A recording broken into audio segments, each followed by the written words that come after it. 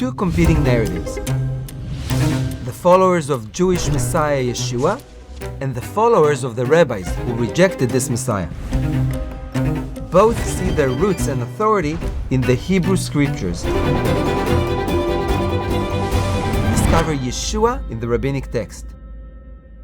Okay, Oren, so did you want to ask me something about rabbinic literature and referring to the Messiah as the Son of God? Yes, exactly. So we see in the New Testament how Jesus calls himself the Son of God, and people refer to him as the Son of God. And I wonder if also in the rabbinic literature we see references to the Messiah as the Son of God. Okay, so let's dive right into rabbinic literature, and I want you to tell us, what does it say in the Talmud, Tractate Sukkah, or exactly on that subject? Yeah, so the conversation there is on the Messiah, son of David, and they quote from Psalm 2:7, and it says, "I will announce the decree of the Lord. He said to me, you are my son. Today I have fathered you." And they say that exactly on the Messiah. Yes, so they use the exact words from Psalm 2, verse 7, "You are my son. I have begotten you." And they say, this is the Messiah. The Son of God is the Messiah. Now, can you tell us what is written in Proverbs 30, verse 4? And we'll see a rabbinic commentary. Now, Proverbs 30, verse 4, and then we'll see what is the rabbinic commentary on that verse, because there's a question there about the identity of this character. Yeah, so I'm reading from Proverbs 30, verse 4. "Who has ascended into heaven and descended? Who has gathered the winds in his fist? Who has wrapped the waters in his garment? Who has established all the ends of the earth? What his name or his son's name? Surely you know." Okay, so there's a question poses.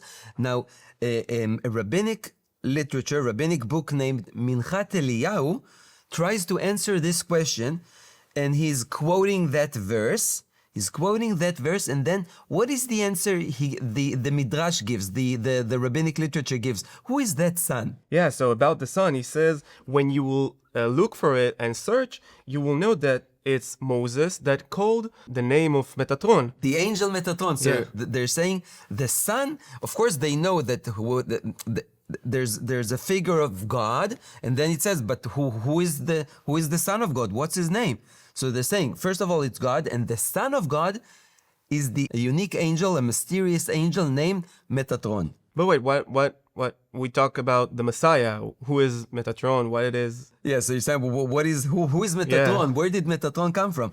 So this is exactly the question that an Israeli professor named Judah Libas tried to answer. And he found that there's a strong connection between Yeshua the Messiah, and Metatron. And he found that connection in a really unique prayer. In the Siddur, in the rabbinic prayer book, there's a reference to Yeshua and Metatron. And can you sum up or tell us a little bit of what does this ancient prayer that this professor found, what does this prayer says?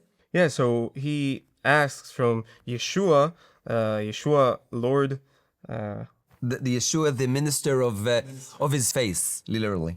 So in this prayer, they ask from Yeshua, the angel of the presence of God, and from Metatron, they ask their mercy, right? So Oren, what this professor found, that this ancient rabbinic prayer written in Hebrew says, first of all, it says Yeshua, the angel of his presence, and it compares Yeshua to Metatron, saying that Yeshua is Metatron. Wait, are you saying that they use the exact name of Yeshua in the New Testament? It's in Hebrew, and it's Yeshua. It says Yeshua in Hebrew. You know, Yud, Shin, Vav, Ayin, the letters of Yeshua, like we say Yeshua the Messiah. And they compare it to Metatron. First they say Yeshua is the angel of God's face. In Hebrew, it's the presence is face. So when you see God's face, you see Yeshua. Yeshua is the angel of his face in the rabbinic prayer.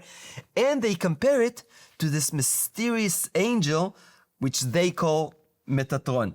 But you asked me before, do they think the Messiah is the Son of God? So I want you, please, if you can, read from Jeremiah 31:20. And there's a unique phrase there in Hebrew, in Jeremiah 31:20, about the son of Ephraim. And then, if after you read it, we'll see the rabbinic commentary.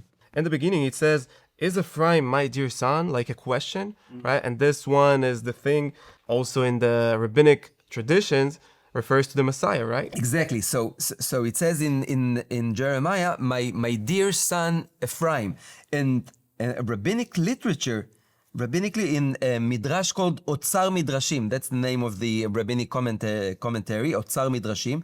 It says there that this son Ephraim is the Son of God, is the Messiah.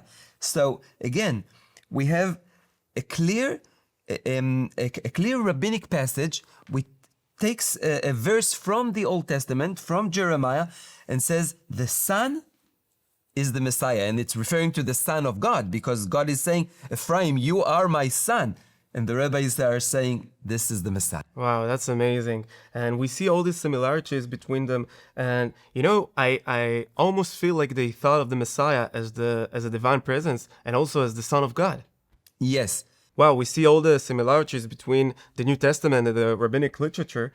And, you know, we almost see as they think of the Messiah as the Son of God. Mm-hmm. And I wonder what they say about the birth of the Messiah. Yes, so in the next time, I want to talk to you exactly about the birth of the Messiah and even the star from the east. Yeah, go on. So we talked about the divinity of Christ and the Messiah being the Son of God. Exactly. And you said that there is some connection to the star of the Messiah, right? When he was born. So I want you to tell me. Yes, because remember when in the New Testament it says that when the Magi from the east came, they saw the star of the Messiah. They followed the star of the Messiah. And you're asking me whether the sages, rabbinic sages, also believed, connected the star to the Messiah. So I want you, please, to read from Numbers 24:17, and then we'll see what the Talmud, and this is the Jerusalem Talmud, what the Talmud is commentating, what the Talmud is saying about Numbers 24:17. And it says here, "A star shall appear from Jacob, a scepter shall rise from Israel, shall smash the forehead of Moab and overcome all the sons of Shet." So the scepter, it says the scepter in English, or the star, comes from Jacob. How did Rabbi Akiva in the Jerusalem Talmud, how did Rabbi Akiva interpret this star that number 17 is talking about? He referred that to Bar Kokhba, and he said that he is the Messiah. Exactly. So Rabbi Akiva, of course from rabbinic literature, compared the star from number 17 to Bar Kokhba, which he said was the Messiah. Of course, we know Bar Kokhba in the 2nd century AD, Bar Kokhba was a false Messiah. But the point is that even Rabbi Akiva saw a connection between a star and the Messiah.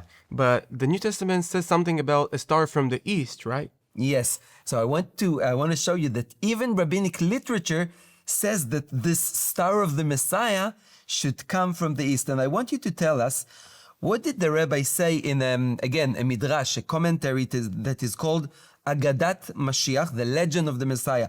What did the rabbi say there about the star from the east, or the star of the Messiah?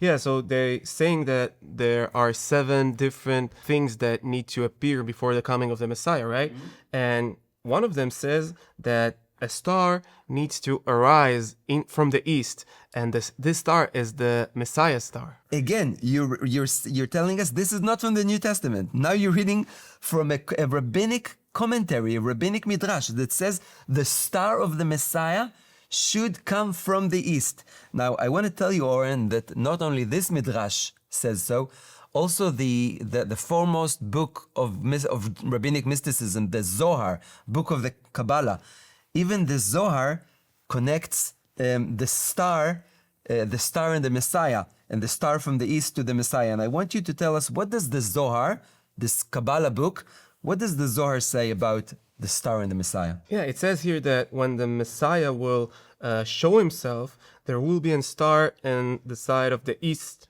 And right? Where will the Messiah show himself? And I noticed here that it says that the Messiah will show himself in the Galilee, right? So look, this is again rabbinic literature. It says there's a star from the east which represents the Messiah, and the Messiah will first show himself from the Galilee. Now, the Zohar is asking later, why Galilee? Why would the Messiah appear first in the Galilee? And the Zohar gives an answer. And what does the Zohar say? The book of the Zohar? Yeah, so they say here that because that was the first place that was ruined, so the Messiah will come from there, and there will start the redemption, right? Yeah, when the rebellion, I think in the year 70 or then the year 135 AD, the rebellion started. The first place to be ruined was the Galilee. And this is why the Messiah must first appear in the Galilee. Wow. Are you sure that we're not reading from the New Testament? This is rabbinic literature. It sounds like we're reading from the New Testament. And it's not only that the sages talked about the star from the east, they also talked about that the Messiah needs to show himself appear in the Galilee. In the Galilee. Not in Jerusalem, but in the Galilee. Wow. And you know, it's interesting. Do you think that the sages or the other rabbinic literature talked about the connection between the Messiah and Pesach and Passover? Okay, so now you're asking me, do they connect the Messiah, the coming of the Messiah and the redemption of Israel by the Messiah with Passover? That's what you're asking me? Exactly. There's an answer, Oren, but I want you to wait for next time.